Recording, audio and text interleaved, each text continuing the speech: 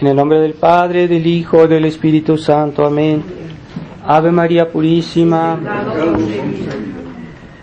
Estimados hermanos, estimados fieles, estamos en el domingo de la octava que nos prepara a la fiesta de Pentecostés, que es el día en que nuestro Señor prometió a los apóstoles el Espíritu Santo, la gracia del Espíritu Santo que los iba a transformar completamente de ser unas personas tímidas, de unas personas débiles que se escondían por miedo, que flaqueaban de mil maneras, también hasta en sus pensamientos, a sus palabras.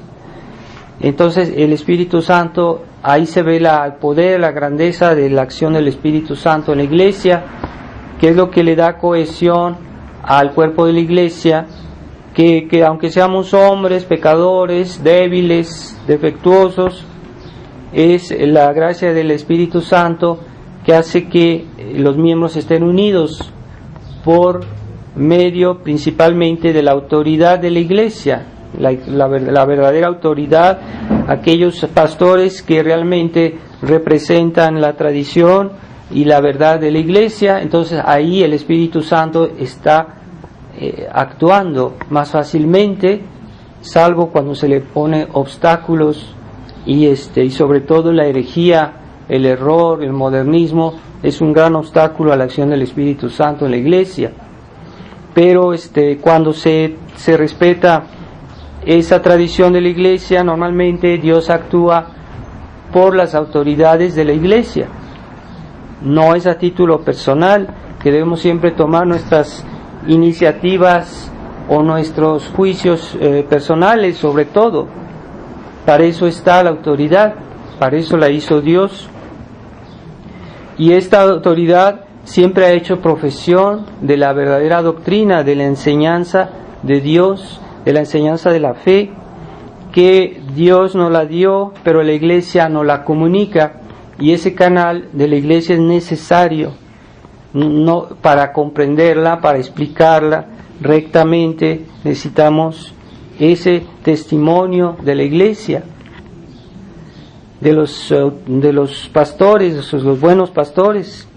Y también nosotros todos personalmente hablando, individualmente, debemos dar testimonio de esta verdad, que no es una verdad literaria, una verdad que está solo en los libros, sino es una verdad viva, es una verdad que es una comunicación de la verdad divina a nuestras almas. Y como es una verdad sobrenatural, no se la puede comprender rectamente si uno mismo no vive en estado de gracia, si uno no tiene la fe, si uno no vive cristianamente. Para comprender rectamente la enseñanza de Dios necesitamos tener ese contacto con Dios. Por eso, de ahí la necesidad de frecuentar los sacramentos, que es donde se recibe principalmente la gracia del Espíritu Santo, pero también la oración, también las obras hechas por motivos de fe, todas las obras, que en eso se puede incluir todo, pero no es la misma eficacia de cada cosa. Hay cosas que nos acercan más a Dios y al Espíritu Santo que otras, así que debemos valorizar la importancia, por ejemplo, de la Santa Misa, de los sacramentos, y también sí, pero en segundo lugar, es la oración, nuestro rosario bien dicho, claro está, bien hecho, bien recitado, con devoción, con fe, con atención, con las disposiciones que Dios nos pide, de humildad, de las virtudes, ¿verdad? Cómo Dios nos va a escuchar si le somos desagradables en nuestra alma. Así que debemos purificarnos para que nuestra oración pueda subir, pueda ser escuchada. Pero todo este testimonio, pues finalmente es el testimonio que damos de la verdad. Y nuestro Señor nos advierte que llegará el momento que se nos echará de las sinagogas, es decir, de las iglesias, de los lugares oficiales de culto, porque no han conocido ni a mi Padre ni a mí, dice nuestro Señor. Y eso es por la infidelidad, es decir, la infidelidad a la fe, a la doctrina de la verdad divina que nos ha sido por una gracia dada por Dios. No la merecemos, no la podemos meritar, pero Dios nos la ha dado por un don, por eso es una gracia. Entonces, esta verdad siempre hay que insistir en nuestra época sobre la importancia de la verdad, porque hoy la verdad es lo menos importante. Lo que más cuenta es la vida, o lo que se hace, la eficacidad en la vida económica, en la vida, incluso en la vida humana, las relaciones humanas. Lo que cuenta es que todo se haga y que no haya problemas. Es lo que la gente piensa así hoy, pero el fundamento de todo esto no es la verdad. Mientras que la doctrina católica ella pone todo como fundado, toda nuestra vida, nuestras acciones deben estar fundadas en la verdad, y es una condición necesaria y absoluta. No se puede hacer excepciones y decir esto no lo voy a fundar en la verdad, o esto no lo voy a hacer porque yo prefiero ser oportuno, prefiero ser eficaz, pero voy a hacer la excepción en esta verdad. No estamos obrando de una manera católica. No es ese el pensamiento de la Iglesia, el verdadero pensamiento de la Iglesia católica. Siempre una acción humana, porque es una acción razonable, debe estar fundada en la verdad. Y para un cristiano, la verdad divina. Esa verdad divina, tenemos acceso a la verdad divina por la fe. Y cuando hacemos un acto de fe, estamos haciendo un acto de adhesión a la verdad de Dios por medio de esa enseñanza que Él nos da. Entonces creemos en alguna verdad del credo, pero estamos asintiendo a la verdad divina, que en el fondo es eso, a la verdad de Dios. Entonces, esa verdad que hoy se niega, sí se niega por aquellos que caen en la herejía, o que viven en la impiedad, o que viven en el ateísmo, en los errores que antes la Iglesia condenaba con tanta claridad y tanta insistencia, y que hoy ni se habla, ¿verdad?, de eso, porque ya se perdió la noción de esa intransigencia de la verdad. Y ese espíritu de cuando no hay barreras, cuando no hay diques, entonces pasa el mar, ¿verdad? Como esos diques que se ponen para defender una ciudad, un pueblo del mar, pues es para proteger cuando sube la marea, cuando hay tempestades. Pues así también las condenas de la Iglesia contra las herejías, los anatemas, esas condenaciones de los papas, de los errores, hoy ya no existe eso, ya está pasado de moda, pero antes era lo principal, porque sin la fe no se puede construir nada en la vida cristiana, y solo es aparente. Se habla de vida cristiana, pero es aparente, ya se le ha sacado su sustancia, su raíz. Es como un árbol que está seco, que no tiene raíz, que no tiene vida, y que son esas hojas que no dan fruto, como esa higuera que nuestro Señor maldijo porque tenía hojas verdes, tenía muchas hojas, pero no tenía frutos. Así es un alma que reniega de la verdad, y esa verdad de Dios. Y si en alguna verdad a Dios le llamamos que Él mentiroso, es decir, que si negamos una de las verdades que Dios nos ha dicho, es como si dijéramos, sí, en todo tienes razón, pero en esto mientes, en esto no tienes razón. Entonces basta para separarnos de la verdad de Dios y de cortarnos con Él y de secar nuestra alma, se separa de Dios. Entonces esa es una desgracia para un alma, no comprender la importancia de la verdad en la vida cristiana.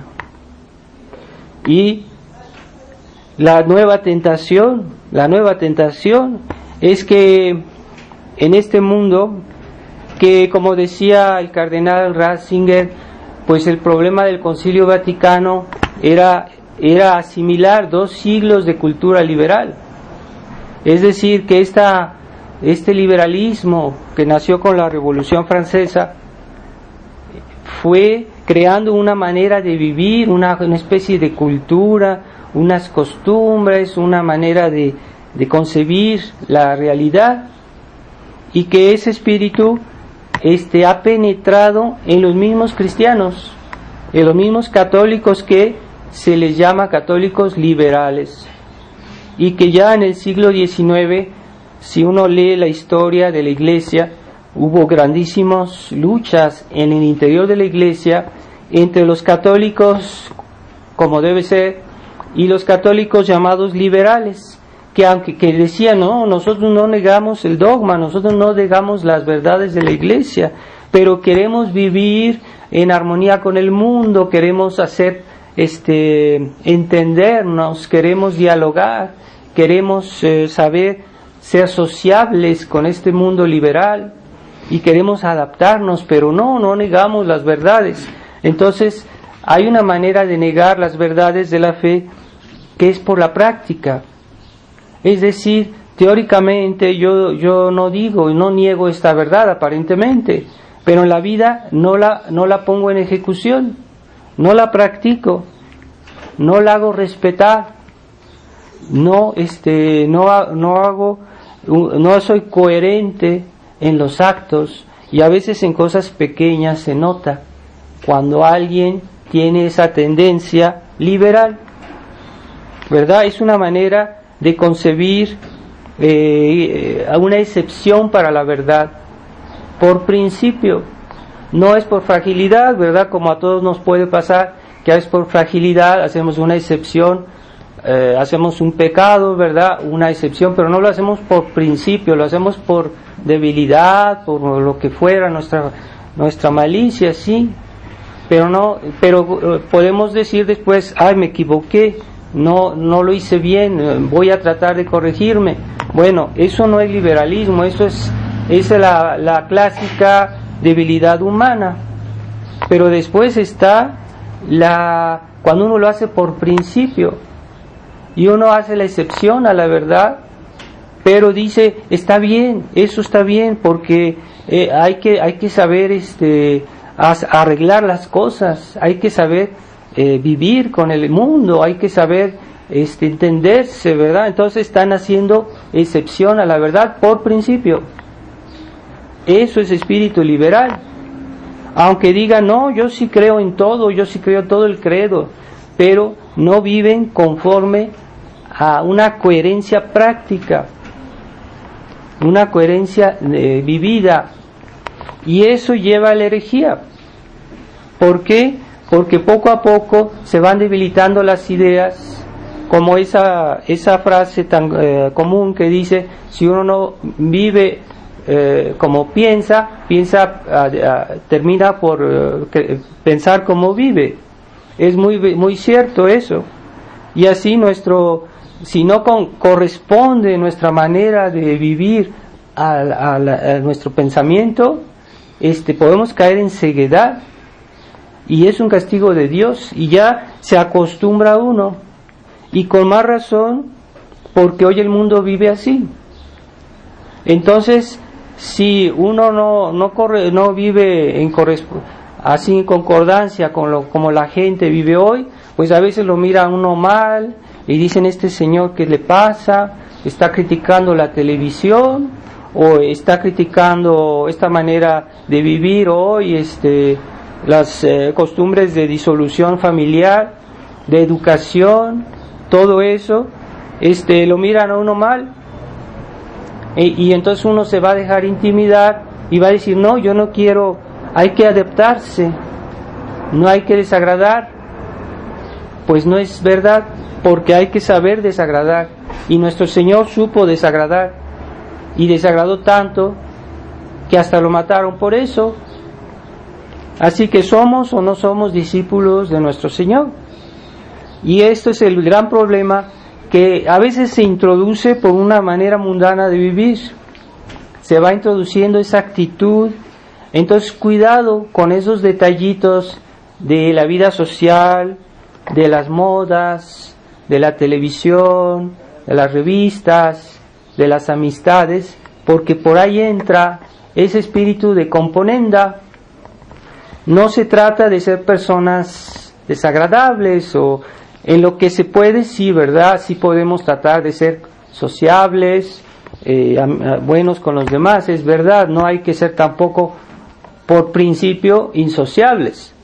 Pero si podemos, si se trata de los principios que están en juego en los hechos, hay que saber decir no. Ese es el problema que mucha gente no ve, y que se han cegado por esta situación generalizada. Realmente estamos viviendo una época apocalíptica, porque todo esto es algo generalizado. Y nuestro Señor nos dice en el Evangelio, llegará el día en que os echen de las sinagogas creyendo hacer un favor a Dios, creyendo agradar a Dios. Sí, nosotros los tradicionalistas somos personas desagradables, somos retrógradas, así nos ven, y estamos haciendo problemas sin razón, cuando ahorita todos se entienden. El Papa se fue a Israel y se abrazó con todas las religiones, y le besó la mano a los judíos, y entre otras, y así está quedando bien. Entonces, es la paz, así es la armonía entre los hombres. No siempre ese tipo de armonía no es agradable a Dios. Y hasta hay veces hay que saber tener el sentido de la enemistad, porque sí, Dios nos dijo que seamos buenos, que seamos caritativos, pero la caridad, por el hecho que está fundada en la fe, se practica sobre todo con los mismos cristianos. La caridad con los demás que no son católicos, que no tienen la fe, se practica de otra manera. La caridad en ese caso se manifiesta por la comunicación de la verdad antes que de otra cosa, porque es por ahí que ellos podemos hacerles algún bien. Entonces se nos ha hecho perder el sentido de la caridad, de la verdadera caridad.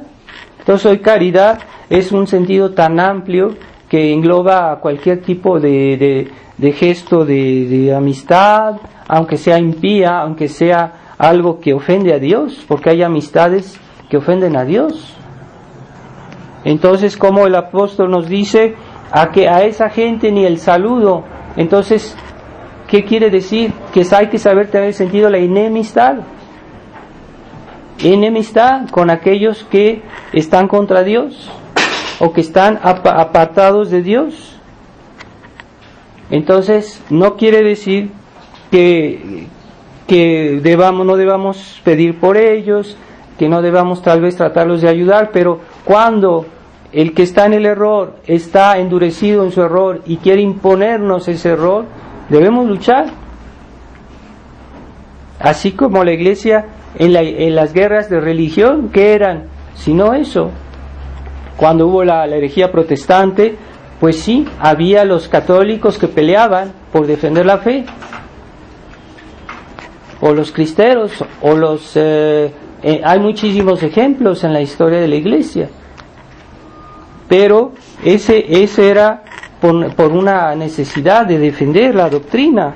En el fondo era la doctrina, siempre fue la doctrina. Entonces Hoy la verdad no es un problema, no es una preocupación.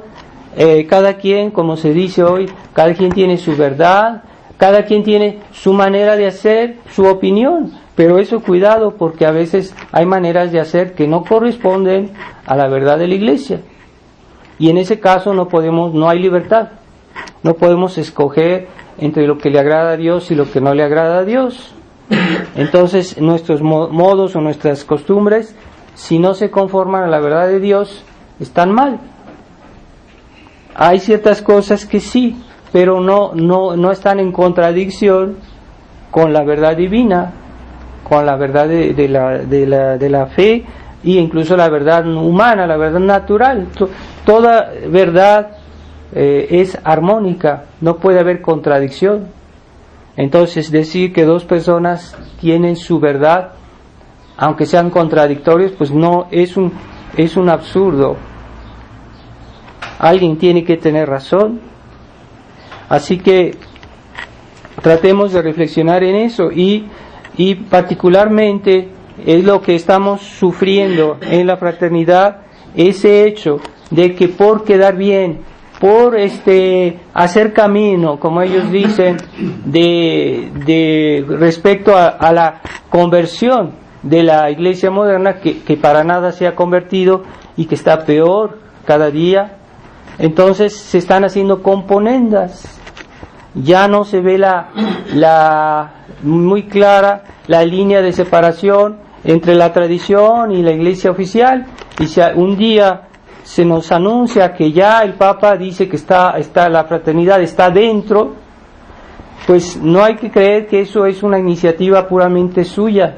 Esto ya se ha arreglado por debajo de la mesa con la misma Roma. Ha habido la visita de Monseñor Felé en secreto a Roma, o de sacerdotes que representan a Menzingen, que fueron a Roma para hablar de esa posibilidad.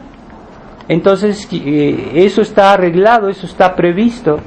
Entonces, si el Papa dice que la fraternidad está dentro de la Iglesia, pues la fraternidad no va a decir no es cierto, nosotros seguimos el combate de la tradición. No, ellos van a callarse y van a seguir y van a entrar tácitamente, dar su aprobación de ese estado de cosas, lo que implica que ellos están de acuerdo y que ellos entran en el juego de entrar en la estructura de la iglesia moderna, lo cual implica toda una serie de compromisos y un silencio que ya actualmente es visible. Entonces tratemos de tener siempre claro por qué estamos aquí nosotros tratando de conservar no solo la misa, no solo los sacramentos, sino la integridad de la fe, el conjunto de todo. Nosotros no queremos compromisos en cuestiones de doctrina, cuestiones de verdad, aunque sea de manera práctica, de manera concreta. También eso no lo queremos, porque eso lleva a renegar de la fe, como hicieron todos aquellos que hicieron pactos con Roma y que ahorita ya están diciendo la nueva misa. Entonces eso no es un compromiso en la fe. Entonces el compromiso práctico lleva al compromiso doctrinal. Tengamos muy claro eso y pidámosle a la Virgen que ella, que también se piensa mal de la Virgen, pero la Virgen también es enemiga del error, de la herejía. Y en la liturgia dice aquella que ha vencido todas las herejías. Entonces la Virgen María no es enemiga del error, no es enemiga de la mentira. Y con lo que le dijo Dios a Adán y Eva en el paraíso terrenal, ella aplastará tu cabeza, la Virgen María aplastará tu cabeza, y de ella vendrán dos razas, de tu descendencia y de la Virgen. O sea, la descendencia de la Virgen está contra la descendencia de la serpiente. Y eso se ve históricamente, siempre ha habido lucha entre los que quieren ser de la descendencia de la Virgen, que es una descendencia de la verdad. ¿Por qué somos los hijos de la Virgen? Porque creemos como ella. Ella es la que creyó más que todos. Y de su fe viene también nuestra fe. Así que no nos engañemos. Y ella es enemiga del error, del pecado, del mal, y no acepta ni compromisos de doctrina ni compromisos prácticos. Pidámosle a ella que nos dé este sentido y que no confundamos la bondad con una especie de bonachería que es un absurdo y que no puede tener consistencia en nuestra vida cristiana. Ave María Purísima.